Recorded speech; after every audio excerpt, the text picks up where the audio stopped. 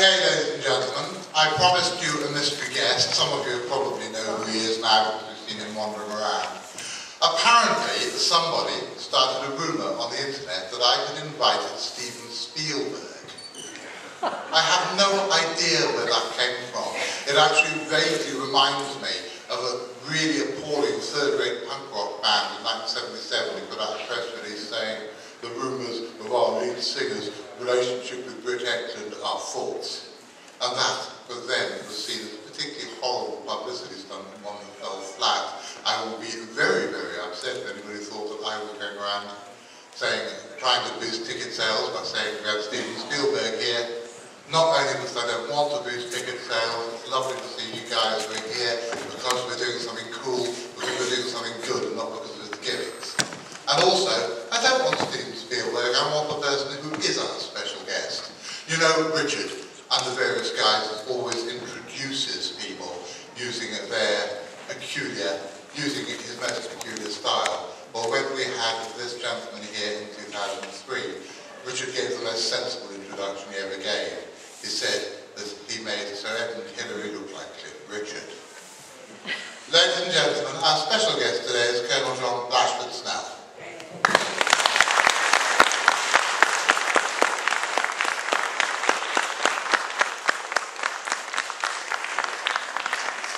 Well, good afternoon, ladies and gentlemen.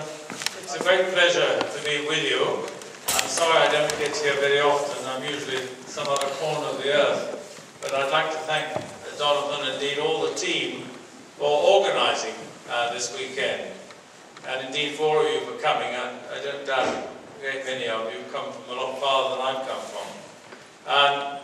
The last time I came to the Weird Weekend, I talked about various projects that the Scientific Exploration Society had been involved with in looking for strange creatures and looking into stories. I won't go through all of them again, but just to mention two which have been more recent. Last year we were in Bolivia, and some of you may have seen in the newspapers that over a period of 2 or 3 years we had rediscovered a creature called the double-nosed Andean tiger hound. The story to this is that in 1913, Colonel Percy Fawcett, the legendary explorer, who some of you may remember, disappeared without trace with his entire expedition in 1925 while looking for the lost city of Xingu in the Mato Grosso. Well, in one of his earlier expeditions, he found a troop of dogs, which he said had got 2 noses, or split nose anyway.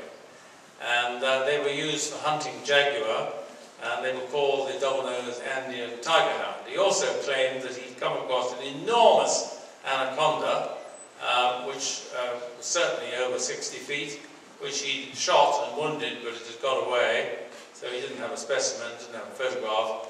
And he told these stories to various audiences in Britain and was laughed out of existence. Nobody believed a word of him, and he didn't do his reputation any good, but anyway, he went back and went on looking for lost cities, and eventually, as I say, he disappeared completely. I think he was probably eaten somewhere in the Mato Grosso. Now, in 2001, we'd been on a reconnaissance in the eastern part of Bolivia, looking into the story that a giant meteorite had crashed into the jungle, anything up to 30,000 years ago. It wasn't too difficult to recognize the site because the hole was 5 miles across, and that was seen from a satellite. So we had actually located the site, taken aerial surveys. The only problem was actually getting in to it. And whilst we were in the process of doing this very, very exhausting work, and the temperature was high and the humidity was high, we came back into one of the villages one night, pretty well exhausted, and we were sitting by the fire drinking copious quantities of grapefruit juice, which is a local dish there, to sort of refortify ourselves. And in the light of the fire, I noticed the dogs that were sitting around, and I rather like dogs. I was taken by one of them in particular that looked a bit different to the others. And eventually I walked over to have a close look at it. And lo and behold, it had got a split nose. and it had this sort of effect, rather like looking at the end of a double-barreled shotgun, but a split right down the middle. And I said, my God, Fawcett, where did you get this dog? And the schoolmaster who owned it said, oh, I bought it in River Alta. And he said, that's a double-nosed Andean tiger hound. I said, my God, Fawcett was right, they do exist. I said, but they're domestic. Oh, yes, he said, we breed them here, and we use them for hunting jaguar, which is a pest as far as they're concerned. So I took photographs of the door of this and measured it, and took body hair and everything. And I noticed that it was pregnant. So I said to the schoolmaster, whatever you do, guard that dog with your life, because when I get back to Britain, we will try and raise some money, and we'll come back to another expedition, and that dog will be an important part of the publicity. So I'm happy to say that the Daily Mail then bought the story and backed the next expedition. And we duly got back with a whole team of geologists and zoologists and everybody else. And we also brought with us, but that's another story, an organ, because they wanted an organ for their church. But I won't go into the problems of moving an organ across the Andes and down the rivers and so on, but that's what we did. We brought this old pedal organ, so the people were delighted to see us with an organ for their church. But the first question I said is, where's the dog? Ah, they said, it's so sad, it died. Oh, I said, the Daily Mail, you know, they've paid all this money for this expedition, and we've lost the dog. Oh, but they said, the puppies were born. 3 of them died, 1 has survived. And with that, a little dog bounced up to us, and it had 2 noses. And they said, this one is called Zingu. And he became a pet. So we did a lot of experiments with Zingu. He had got a very noticeable sense of smell, certainly stronger than most dogs. He was a very good hunting dog. He'd also sired a litter with a single-nosed dog, and 2 of them were double-nosed, 2 of them were single-nosed. Unfortunately, while we were there, the 2 double-nosed dogs died. But that did enable us to dissect them and find out some more about them. Subsequent to that, I went down to Chile, and there I met a gentleman in Santiago who is breeding double-nosed dogs, and he's got a male and female, and he's done a lot of research into it. And the local police are, of course, extremely interested in using these because they have this increased sense of smell. So they're being used now for testing for narcotics and landmines and so on. He'd done a fair amount of research. He told me that the story seems to be that the dogs originated in Morocco. They were brought across to Spain in the Middle Ages, and they came out from Spain, where there are some to this day, to South America with the conquistadors. And that is why most of the stories are coming from South America. But there are these dogs in South America. There are at least 3 in Britain. The interesting thing is that the dogs have all sorts of body shapes and sizes. You can get some that look a bit like an Alsatian, some that look a bit like a Labrador, and some that look like Lassie. But it's the nose that seems to be different, and it's obviously some genetic trait that passes through them. So that was one little mystery solved, that the double-nosed Andean tiger hound does exist and is still thriving in South America. The only other creature which I've been engaged with locally recently was the giant elephant. Now, I think I talked about this the last time I visited your weekend. This was in Nepal, where we had discovered an elephant that was thought by some local people to be related to the mammoth. It did look a bit like a mammoth without hair. It was huge. It was much bigger than any Asian elephant that had been seen. It stood 11'3" at the shoulder, which is the lowest point in its back, and it was named Raja Gaj. And one good thing that came out of this was that the local authorities, when they realized they'd got a unique creature on their doorstep, sent in troops to guard the area, which meant, of course, that the elephants were protected, and also the tiger and the rhino in the area were protected.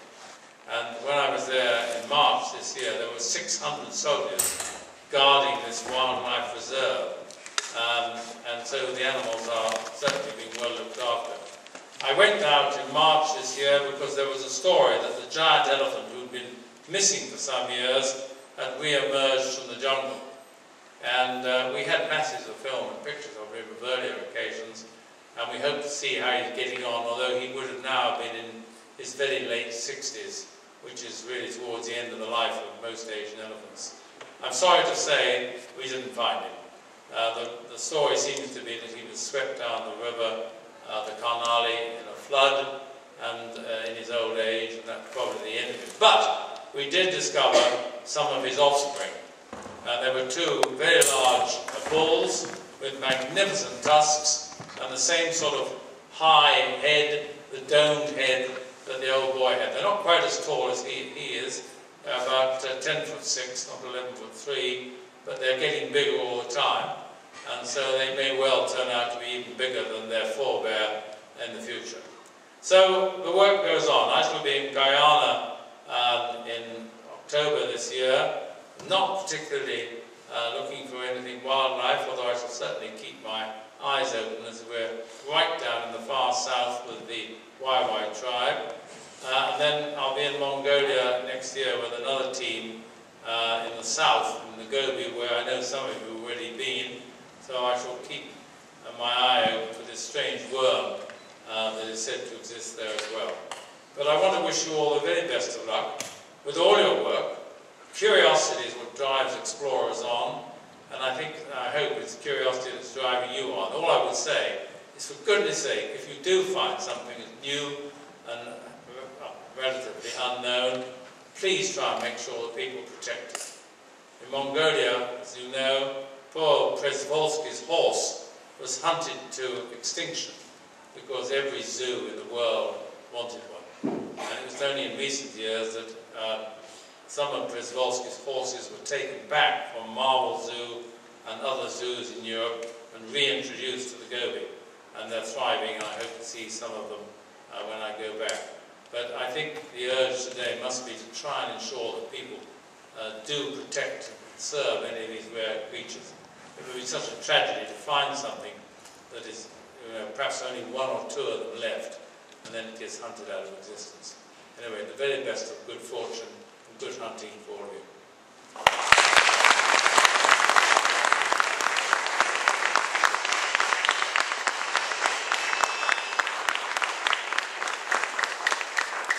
Ladies and gentlemen, the President of the Centre for Fortean Zoology, Colonel John Blashford-Snell.